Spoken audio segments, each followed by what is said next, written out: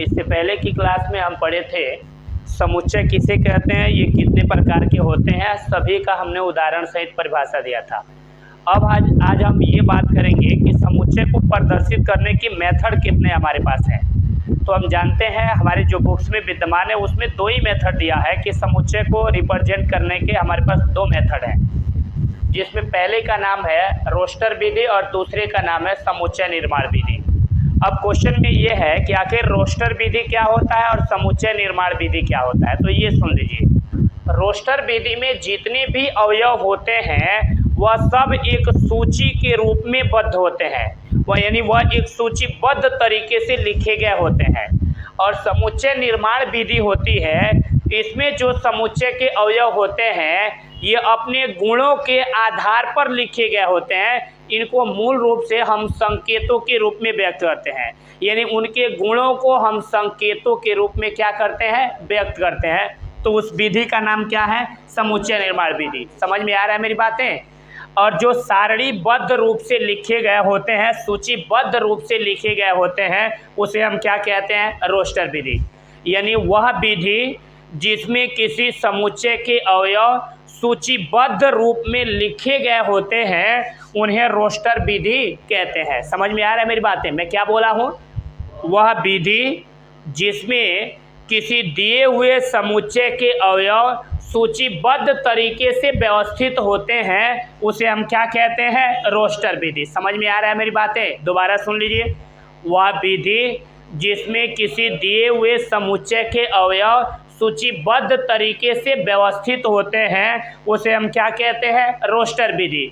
अब समुच्चय निर्माण विधि क्या होता है, वह विधि जिसमें किसी दिए हुए समुच्चय के अवयव एक निश्चित गुण के आधार पर संकेत के रूप में व्यवस्थित किए गए होते हैं, उन्हें हम क्या कहते हैं, समुच्चय निर्माण विधि। समझ में आ रहा है कि कुछ ऐसे भी एलिमेंट्स होते हैं जिसमें कुछ क्वालिटी, कुछ गुण होते हैं, उन गुणों को हम संकेतों के रूप में व्यवस्थित कर देते हैं, तो उनका नाम क्या होता है, समुच्चय निर्माण विधि। और सिस्टमेटिक सारणी के रूप में सूचीबद्ध कर देते हैं तो उसका नाम क्या होता है, रोस्टर विधि। समझ में आ रहा है। और उनके गुणों के आधार पे अगर हम उनके गुणों के आधार पे संकेतों के रूप में लिखते हैं तो उन्हें क्या कहते हैं, समुच्चय निर्माण विधि। समझ आया मेरी बातें।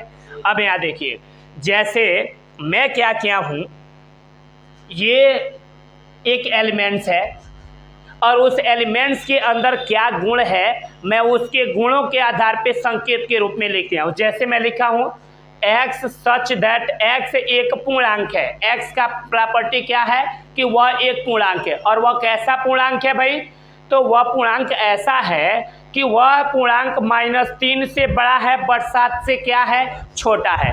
तो जो ये इस फॉर्म में लिखी गई है ये कौन सा मेथड है बाबू, ये समुच्चय निर्माण विधि। कौन सी विधि है, समुच्चय निर्माण विधि। इसको हम हल करके देख लो कैसे लिखेंगे। थोड़ा सा यहाँ पे मैं पहले डिफाइन करूंगा, ये यहाँ तक ये है सब।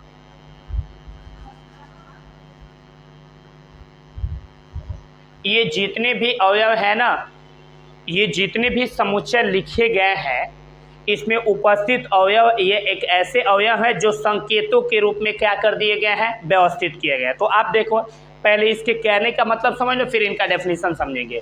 कह रहा है इसमें एक समुच्चय ए है जिसमें x सच दैट, यानी जो x है वह क्या है बाबू, एक पूर्णांक है और इसका मान -3 से बड़ा और 7 से क्या है, छोटा है। वह एक पूर्णांक है। तो सबसे पहले हम ऐसे पूर्णांक के लिए हम ये एक सारणी बनाएंगे। हम पूर्णांक कैसे लिखते हैं बाबू, 0 1 2 3 4 5 6 7 8 डॉट डॉट ऐसे लिखते हैं ना। और इधर क्या होता है, -1 -2 -3 -4 -5 डॉट डॉट। क्योंकि पूर्ण संख्याओं में ऋणात्मक प्राकृतिक संख्या मिला देने पर जो संख्या प्राप्त होती है उसका नाम पूर्णांक होता है। क्लियर हो गया। अब देखिए इस पहले का आंसर क्या होगा, समझना ध्यान से। कह रहा है x सच दैट, x क्या है, एक पूर्णांक है, यानी इनमें से कोई संख्या है और ये संख्या क्या है, यह -3 से बड़ा है, यानी ये -3 है, -3 नहीं है, -3 से क्या है, बड़ा है, यानी -3 से बड़ा का मतलब -2, -1, 0, 1, 2, 3, 4, 5 इन्फिनिटिव तक। लेकिन आगे कंडीशन दिया है, वह किससे छोटा है, 7 से छोटा। तो ये 7 वाले पे ट्रिक कर लो। इसका मतलब -3 से बड़ा यानी यहाँ से लेके ये 7 से छोटा यानी यहाँ तक। ये बोलो ना यार, यही ना हुआ, ये बोलो। तो इसका मतलब ये बराबर हमें क्या मिलेगा, -2, -1, 0, 1, 2, 3, 4, 5 और ये क्या है, 6। आप देखो ये संकेतों के रूप में लिखा था ना, अब मैंने इसको किसके रूप में लिख दिया, सूचीबद्ध तरीके थे।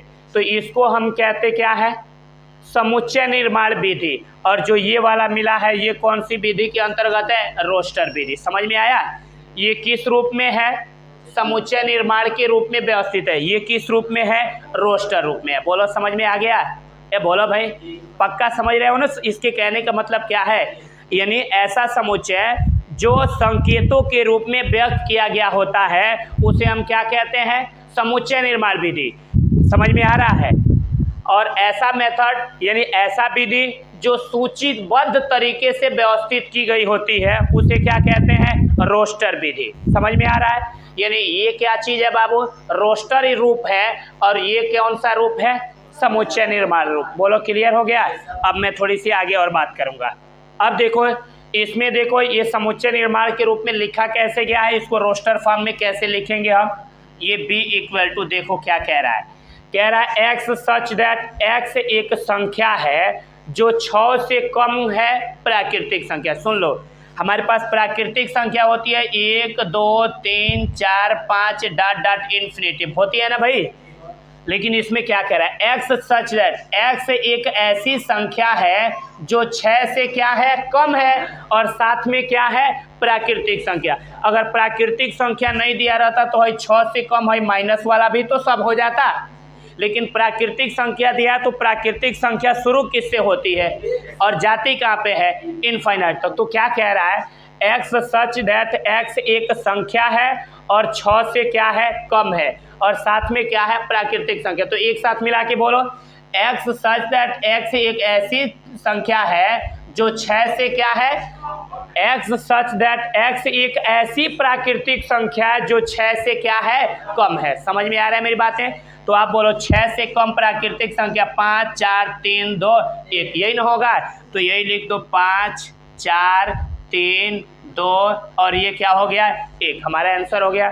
ये कौन सा फॉर्म है, किस रूप में है, समुच्चय निर्माण रूप में है और ये किस रूप में है, रोस्टर रूप में है। बोलो क्लियर हो गया ना, अच्छी तरह समझ रहे होगे। अब इसके कहने का मतलब क्या है, ये सी वाला बोलो, कह रहा है x सच दैट x 2 अंकों की एक ऐसी संख्या है जिनके अंकों का योगफल क्या है, 8 है। 2 अंक होना चाहिए और उनके अंकों का योगफल क्या होना चाहिए, 8। हम 1 से शुरू करते हैं, खुदे पता हो जाएगा। 1 इसके साथ क्या लिखें तो जोड़ेंगे तो 8 हो जाएगा, 7। 7 और 1 मिलके 8। यहाँ 2 लिखो 6, 3 लिखो 5, 4 लिखो 4, 5 लिखो 3, 6 लिखो 2, 7 लिखो 1, 8 लिखो 0। अब 9 लिखोगे तो ज़्यादा हो जाएगा ना अंकों का योगफल। अंकों का योगफल कितना होना चाहिए, अगर 9 लिख के 0 भी लिखोगे तो 9 में 0 जोड़ोगे 9 हो जाएगा और हमको कितना चाहिए। बोलो समझ में आया कि नहीं आया, पक्का आ गया भाई, कोई दिक्कत नहीं है। यानी यहाँ तक वह संख्या है जिनके अंकों को जोड़ेंगे तो इसका योगफल कितना मिल जाएगा बाबू, 8 मिलेगा। बोलो समझ में आया कि नहीं आया, समझ रहे हो मेरी बातें। ये संकेत के रूप में लिखा है और इसको विस्तार के रूप में लिख दिए। जो संकेत के रूप में लिखा है वह समुच्चय निर्माण विधि है और जो विस्तार के रूप में लिखा है वह क्या है, रोस्टर विधि। सिंपल समझ लो, वह विधि जिसमें समुच्चयों को उनके संकेतों के रूप में लिखा जाता है उन्हें क्या कहते हैं, समुच्चय निर्माण विधि। और वह विधि जिसमें समुच्चयों को सूचीबद्ध तरीके से लिखा जाता है उसे क्या कहते हैं, रोस्टर विधि। क्लियर हो गया कि वह विधि जिसमें समुच्चयों को संकेतों के रूप में व्यक्त किया गया होता है उसे क्या कहते हैं, समुच्चय निर्माण विधि। और वह विधि जिसमें समुच्चयों को उनके संकेतों के रूप में लिखा, सूचीबद्ध तरीके से लिखा गया होता है उसे क्या कहते हैं? रोस्टर विधि। क्लियर हो गया ना?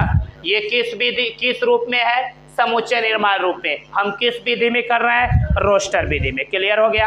अब देखो यहाँ पे एक और आ गया है, ये चौथा नंबर, ये डी बराबर कह रहा है एक्स सच दैट एक्स एक अभाज्य संख्या है जो 60 की क्या है? भाजक है। 60 की भाजक का मतलब कि 60 को उन संख्या से भाग दिया जा रहा है तो 60 पूरा पूरा क्या हो रहा है? कट जा रहा है। समझ में आ रहा है? अंक हो गया। एक्स सच दैट एक्स एक अभाज्य संख्या है जो 60 की क्या है? भाजक है।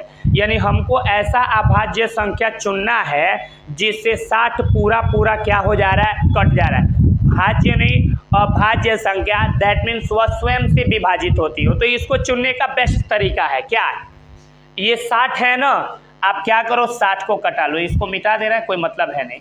ऐसे 60 को आप कट करो 2 से 30 बार में, फिर 2 से 15 बार में, फिर 2 से नहीं कटेगा 3 से 5 बार में, फिर 5 से 1 बार में। अब देखो इसमें कौन कौन संख्या यूज हुआ है? 2, 3 और 5। समुच्चयों को हम लिखते हैं तो उसमें अगर कोई संख्या 2-3 बार आई होती है, कितनी भी बार रिपीट हो, उसे लिखते कितनी बार है? एक बार ही। ये चीज़ें आपको याद रखने हैं। क्लियर हो गया? तो इसमें देखो 2 भाज्य संख्या है, स्वयं से कटेगा। 3 भाज्य संख्या है, स्वयं से कटेगा। 5 भाज्य संख्या है, स्वयं से कटेगा। और तीनों से 60 कट सकता है। इसका मतलब 60 का भाजक क्या है? 2, 3 और 5 है ना भाई?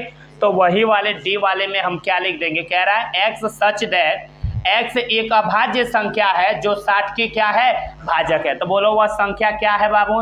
2, 3 और क्या है? 5। ये नहीं 2 बार है तो आप 2 बार लिख देना, क्योंकि समुच्चय लिखने का ये तरीका होता है कि रिपीट की हुई संख्या को सिर्फ 1 टाइम्स यूज करते हैं।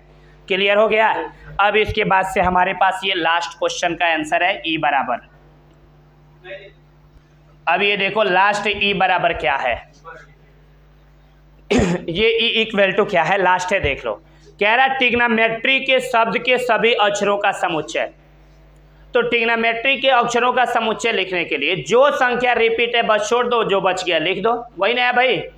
आप देखो टी, एक टी लिख दो, आर कामा लगा के, आई जी ओ एन ओ एक बार लिख दिया गया है ना, देखो लिख दिया है, ओ आया है नहीं लिखेंगे।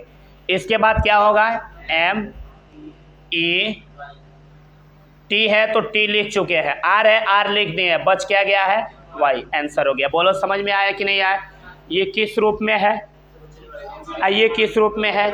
बोलो समझ में आया कि नहीं आया? क्लियर कंसेप्ट तुम्हें आ गया कि वह विधि जिसमें किसी दिए हुए समुच्चय को उनके संकेतों के रूप में लिखा गया होता है उसे क्या कहते हैं? समुच्चय निर्माण विधि कहते हैं। और वह विधि जिसमें किसी दिए हुए समुच्चय को सूचीबद्ध तरीके से लिखा गया होता है उसे क्या कहते हैं? रोस्टर विधि। क्लियर हो गया? अब देखो इसको अगर कह दे कि किस रूप में लिखे समुच्चय, ये रोस्टर रूप में लिखा है ना, देखो सूचीबद्ध तरीके से लिखा है, और कहे कि समुच्चय निर्माण के रूप में लिखिए, तो क्या लिखोगे? पहला नंबर, ये प्राकृतिक संख्या है कि नहीं है? है। 3 का गुणज है कि नहीं है? है ना भाई? चलो तो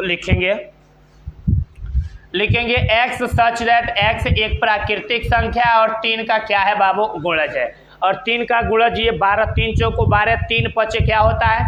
लेकिन 3 का गुणज है तो 3 पचे 15 से ये क्या है? कम है। 12 तक है ना, तो हम लिखेंगे कि x सच दैट x एक प्राकृतिक संख्या है जो 3 का क्या है? गुणक है और वह 15 से कम है। समझ में आया ये चीज़ें? अब देखो सेकंड एक और तरीका होता है इसको लिखने का। ये a इक्वल टू क्या लिखेंगे? हम लिखेंगे x सच दैट x बराबर लिखेंगे 3n, और लिखेंगे कि जो ये n है ये नेचुरल नंबर है, यानी जो ये n है ये प्राकृतिक संख्या से संबंधित है। आ रहा है मेरी बात समझ में? और जो ये n है इसका मान 5 से क्या है? कम है। ऐसे भी लिख सकते हैं, देख लो कैसे। यहाँ मैं ध्यान से 5 से कम है लिखे हैं, 15 से नहीं। देखो कैसे मैं बोला हूँ, ये x बराबर क्या है? 3n है। अब मैं बोला हूँ कि ये n प्राकृतिक संख्या से बिलोंग करता है, यानी इसका मान 1 2 3। देख लो इसको लिखने का एक और तरीका क्या है, मैं ऐसे लिखा हूँ x सच दैट x का मान 3n है। मैं बोला हूँ x 3n है, आ रहा है समझ में? यानी x संख्या किसी दिए हुए संख्या का कितना, सॉरी x क्या है, किसी दी हुई संख्या में ये 3 का एक गुणक है। क्या है बाबू? 3 का गुणक। जैसे प्राकृतिक संख्या दी गई होती है तो उसमें जो हमें संख्या ये x मिला है उस संख्या में ये 3 का क्या है? गुणक है। सुनना मेरी बात ध्यान से।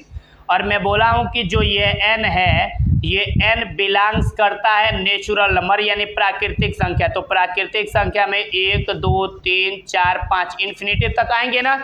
लेकिन मैं क्या बोला हूँ कि जो ये क्वेश्चन में ये n है, यहाँ लिखे है ना, हाँ n है, ये 5 से क्या है? छोटा है। तो बोलो ये 5 से, ये n 5 से छोटा होगा तो क्या होगा बाबू? 4 तक होगा ना यार। मैं क्या बोला हूँ ये समझ में आ रहा है मैं क्या कह रहा हूँ? मैं बोला हूँ अरे देख लो अरे 3 का गुणक है ना, ये बोलो यार। तो मैं लिखा हूँ ये x सच दैट है, 2 ठो लिखना पड़ेगा आपको हर हाल में। लिखेंगे ये x सच दैट, अब ये x क्या है 3 का गुणक है, तो वही लिखें x किसी संख्या में 3 का क्या है? गुणक है। और मैं बोला हूँ अब ये n कहाँ से आया? तो आप बोलोगे ये n नेचुरल नंबर प्राकृतिक संख्या से बिलोंग्स कर रहा है, और प्राकृतिक संख्या में इस n का मान क्या है? तो ये 1 2 3 4 तक है, क्योंकि ये 5 से क्या है? कम है। तो अब ये 4 तक रख के देखो ये संख्या मिल रहा है कि नहीं। x बराबर हो गया 3, पहले इस n है, n के जगह पे 1 रखोगे तो 3 करने क्या हो जाएगा? 3। फिर ये x बराबर हो गया 3, अब n के जगह पे क्या रखोगे? 2, तो 3 दूनी के 6। अब फिर ये x बराबर हो गया 3, अब n के जगह पे 3 रखेंगे तो 3 3 के 9, और जब 4 रखेंगे तो बोलो कितना होगा? 3 चौको 12। देखो ये संख्या मिल गया, बोलो समझ में आया? तो हम ऐसे लिख सकते हैं, हम जानते हैं 3 का पारा याद है, अरे 3 एकन 3, 3 दूनी के 6, 3 3 के 9, 3 चौको 12, ऐसे होता है ना। अरे आई यहाँ लिखे दिखेगा भाई, अरे 3 एकन ने क्या होगा? 3, क्यों भाई? अरे 3 दूनी के क्या होगा? 6, 3 3 के क्या हो जाएगा? 9, और 3 चौको क्या हो जाएगा? 12, ऐसे हो जाएगा ना। तो अब देखो भाई सब जगह 3 3 है तो हम ऐसे 3 लिख देंगे, 1 2 3 4 को हम क्या मान लेंगे? n। आ रहा है मेरी बात समझ में? और लिखेंगे कि जो ये n है ये कहाँ से आया है? तो 1 2 3 4 प्राकृतिक संख्या है ना, तो लिखेंगे ये प्राकृतिक संख्या से आया है। तो ये n प्राकृतिक संख्या अनंत तक होती है, तो ये कितना तक है? 1 2 3 4 तक है ना, तो लिखोगे, लेकिन 5 से कम ही तो है, तो यहाँ लिख देंगे कि जो ये n है ये कम है किससे बाबू? 5 से। वही चीजें देखो यहाँ पे लिखे हैं। अब भी नहीं समझ में आया? आ गया समझ में? ये लिखेंगे a equal to x such that x equal to 3n, और n कहाँ से आया है? नेचुरल नंबर से, और वह किससे छोटा है? 5 से। और तरीके हैं व्यक्त करने का, क्यों भाई? यहाँ हम 5 की जगह भाई इक्वल टू हम लिख देते, 4 तक आया है तो n बराबर क्या लिख देते? 4, तब भी चल जाता। ये बोलो यार, यहाँ n इक्वल टू 4 लिख देते तो भी हो जाता, 5 से छोटा लिख देते। व्यक्त करने के बहुत सारे तरीके हैं यार। पहले बोलो ये चीज़ तुम्हें समझ में आया कि नहीं आया? आया। अब देखो, अब दूसरा ये लिखना है 2 4 6, 2 4 8 और ये 32 है ना भाई। तो अब देखो क्या लिखे है, इसको लिखने का तरीका दूसरे का लिखेंगे, x सच दैट x बराबर भाई 2 4 6 8, ये सब 2 की एक घात वाली संख्या है ना, 2 पे पावर 1 का मान 2, ऐसे देखो इसको मिटा देना। अब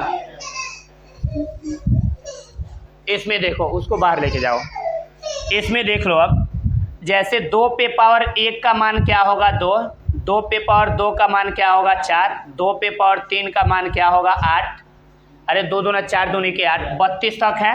तो 2 पे पावर 4 का मान क्या होगा? 16, 2 पे पावर 5 का मान क्या हो गया? 32। समझ में आ गया? और ये 32 तक है। सुनना ध्यान से, संकेत के रूप में कैसे लिखेंगे, तो हम इसको ऐसे लिखेंगे x सच दैट ये x बराबर अरे देखो 2 पे पावर घात लगाने से मिला है ना, तो ऐसे लिख देंगे 2 पे पावर है 1 2 3 4 को हम क्या मान लेंगे n।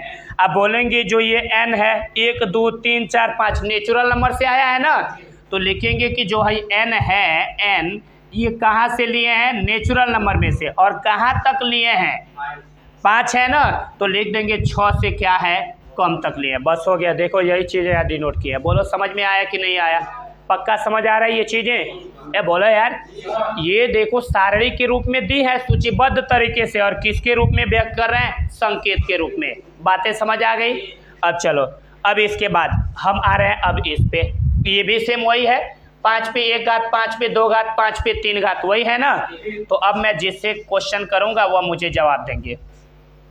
ये देखो 5 पे पावर 1 का मान 5 होगा, 5 पे पावर 2 करेंगे तो 25, 5 पे पावर 3 का मान 125, 5 पे पावर 4 का मान 625, 5 पे पावर 5 का मान 3125। तो भाई 3125 नहीं ना है, तो इसका मतलब भाई 5 घात से कम ही रखना है, 3125 वाला नहीं रहेगा।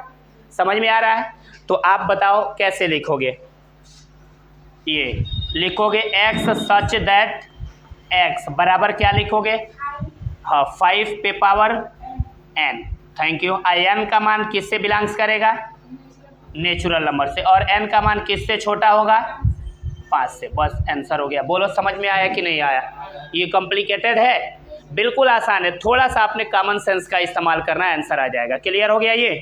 अब देखो, तो देखो वही काम किया है, x such that x equal to 5 पे पावर n और n belongs to natural number, और ये किससे कम है, 5 से। तो बस लिख दिया। क्लियर हो गया ना ये? अब देखो इसके बाद मिटा दें, ये वाला तरीका समझ आ गया है आपको? चलो इसके बाद देख लो, है 2 4 6 8 10 12 ये इन्फिनिटी तक गया है ना, तो आप देखो ये क्या 2 4 6 8 ये क्या है, प्राकृतिक संख्या। और उस प्राकृतिक संख्या में कौन सी संख्या है, विषम वाला है कि सम वाला? सम वाला है ना। 2 4 6 8 10 12 14 16 18 20 22 ये सम प्राकृतिक संख्या है। तो देखो बस लिख देंगे x सच दैट x एक सम प्राकृतिक संख्या का समुच्चय है। बस आंसर हो गया। बोलो क्लियर हो गया? अब वही 1 3 5 7 9 11 13 15 रहता तो क्या लिखते, x सच दैट x एक विषम प्राकृतिक संख्या का समुच्चय है। बोलो क्लियर हो गया? इसके बाद देखो ये लिखा है 1 4 9 ऐसे 100 तक, तो इसका मतलब देखो क्या है, 1 का स्क्वायर करेंगे 1, 2 का स्क्वायर करेंगे 4, 3 का स्क्वायर करेंगे 9, 4 का स्क्वायर करेंगे 16, 5 का स्क्वायर करेंगे 25, 6 का स्क्वायर करेंगे 36, ऐसे 10 का स्क्वायर करेंगे तो क्या मिलेगा 100। 100 तक है ना बाबू? इसमें कोई असुविधा तो है नहीं? लिखने का तरीका क्या है इसमें, आप देखो 1 2 3 4 5 6 है ना बाबू, ये कोई संख्या है तो हम ऐसे लिखेंगे, ये सुनना ध्यान से, x सच दैट x बराबर n, ये n 1 2 3 4 5 6 10 तक, इसको हमने क्या मान लिया n। ये जितना भी ये बराबर वाली संख्या है प्राप्त कब हुई है, जब इसका स्क्वायर किए हैं तब ना प्राप्त हुई है, तो लिख देंगे इसका स्क्वायर करने पे प्राप्त हुई है। और जो ये n है ये कहाँ तक है, 1 से लेके कहाँ तक है 10 तक, तो 11 से छोटा है ना, तो हम लिख देंगे कि भाई n ये बिलोंग्स कर रहा है n से, लेकिन ये n किससे छोटा है 11 से। देखो यही चीज़ें यहाँ लिखनी है। बोलो समझ में आया? इसका देख लो, हम संकेत के रूप में भी लिख दिए, और ये पढ़ लेने से हमें इस चीज़ का पता चल जाएगा ना भाई। तो आप देखो इसको हम क्या कहेंगे, रोस्टर रूप, और ये क्या है, क्लियर हो गया कि नहीं हुआ? इसमें ये कौन सी रूप है, समुच्चय निर्माण रूप, और ये कौन सी रूप है, रोस्टर रूप। बोलो समझ में आया? तो क्या बोलेंगे, समुच्चय निर्माण विधि और रोस्टर विधि का परिभाषा, वह विधि जिसमें किसी दिए हुए समुच्चय को उनके संकेतों के रूप में लिखा गया होता है उसे समुच्चय निर्माण विधि कहते हैं, और वह विधि जिसमें किसी दिए हुए समुच्चय को सूचीबद्ध तरीके से लिखा गया होता है उसे क्या कहते हैं, रोस्टर विधि। बोलो क्लियर हो गया? तो ये लिख के पूरा बाय एग्जाम्पल आप कंप्लीट लिख लें।